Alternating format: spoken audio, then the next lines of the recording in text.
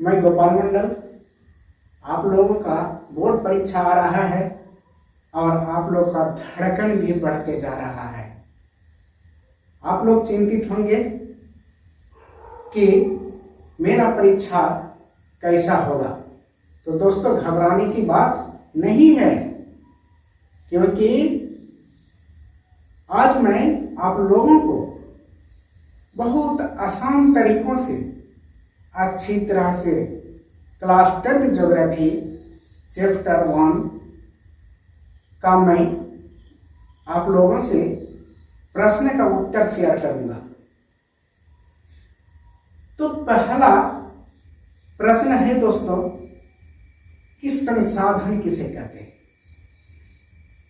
हम अपने सामान्य भाषा में ये कह सकते हैं कि संसाधन हम उसी को कह सकते हैं जो हमारे प्रकृति में उपलब्ध, वह वस्तु, वह चीजें जो हमारे काम में आता है, हमारे आवश्यकताओं को पूर्ति करता है, वैसे वस्तुओं को हम संसाधन कहते हैं। और जिसको बनाने के लिए प्रौद्योगिकी उपलब्ध है, जिसका कुछ ना कुछ मूल्य होता है और जो सांस्कृतिक रूप से जिसका मान्यता प्राप्त है, तो ऐसे वस्तु को हम संसाधन कहते हैं।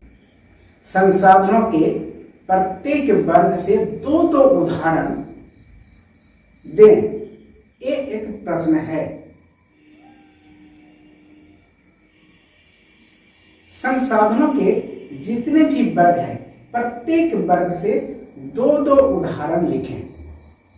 पहला, जैव संसाधन। जैव संसाधन वह है जो संसाधन जीवित है, जिसमें जीवन व्यक्त है, उसे हम जैव संसाधन कहते हैं। जैसे प्राणी जात, वनस्पति जात, मनुष्य आदि जैव संसाधन है। अजैव संसाधन, जिसमें जीवन व्यक्त नहीं है, जिसमें जीव नहीं है, जो जिंदा नहीं है, ऐसे संसाधनों को हम अजैव संसाधन कहते हैं। जैसे धातुएं, चट्टानें, ये सारी। दूसरा, नवीकरणीय संसाधन। नवीकरणीय संसाधन उस संसाधनों को कहते हैं जो कभी खत्म नहीं होता है, जिसको हम बार बार उपयोग कर सकते हैं। जैसे सौर ऊर्जा, वन्य जीवन। दूसरा, अनवीकरणीय संसाधन। अनवीकरणीय संसाधन वह संसाधन है जो संसाधन एक बार उपयोग कर लेते हैं तो वैसे संसाधन हमेशा के लिए उपयोग के लायक और नहीं रहते हैं, वो समाप्त हो जाते हैं, खत्म हो जाते हैं। ऐसे संसाधनों को हम अनवीकरणीय संसाधन कहते हैं। जैसे खनिज, जीवाश्म ईंधन। तीसरा, व्यक्तिगत संसाधन। व्यक्तिगत संसाधन उन संसाधनों को कहते हैं जो व्यक्ति विशेष का अधिकार होता है उस पर। ऐसे संसाधनों को हम व्यक्तिगत संसाधन कहते हैं। जैसे भूखंड यानी जमीन, जायदाद, चारागाह के मालिक, ऐसे संसाधनों को हम व्यक्तिगत संसाधन कहते हैं। सामुदायिक संसाधन। सामुदायिक का अर्थ होता है जिस संसाधनों पर समाज के सभी वर्ग के व्यक्तियों का अधिकार होता है। जैसे सार्वजनिक पार्क, खेल के मैदान।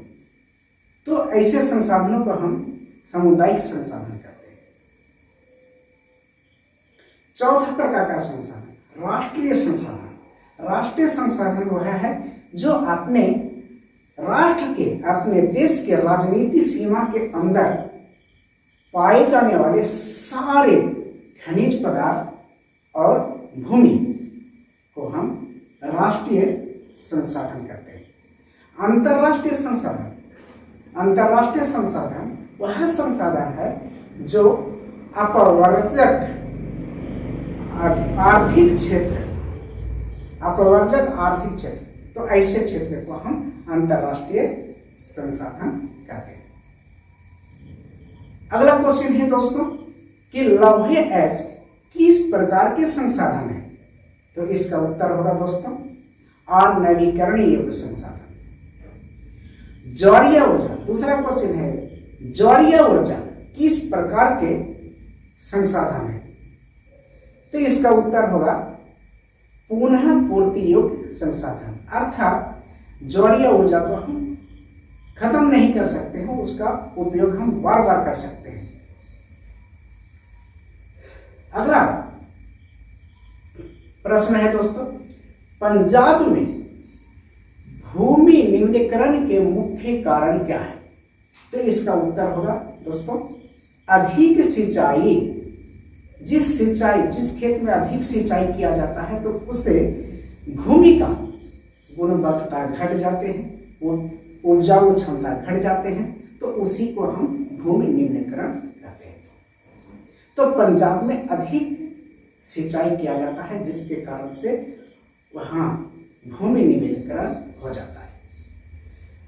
अगला क्वेश्चन है दोस्तों कि किस प्रांत में सीढ़ीदार खेती की जाती है? इसका उत्तर होगा दोस्तों उत्तरांचल, उत्तराखंड। अगला क्वेश्चन है दोस्तों किस राज्य में काली मिट्टी पाई जाती है? तो उत्तर होगा दोस्तों महाराष्ट्र, एमपी यानी मध्य प्रदेश और गुजरात में काली मिट्टी पाई जाती है।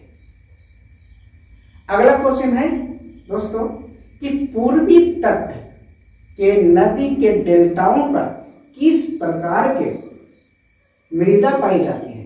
इसका उत्तर होगा दोस्तों जलोढ़ मृदा। अगला क्वेश्चन है दोस्तों मृदा अपरदन क्या है?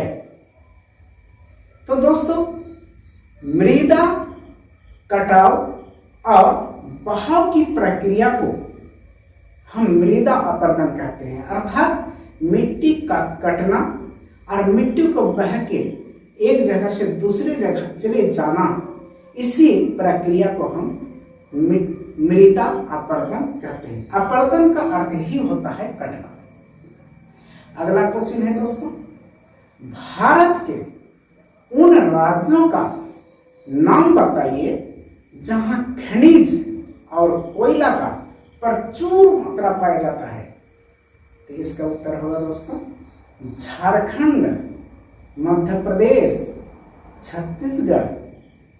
दोस्तों इस सारे प्रश्न का उत्तर आप याद कर लेंगे।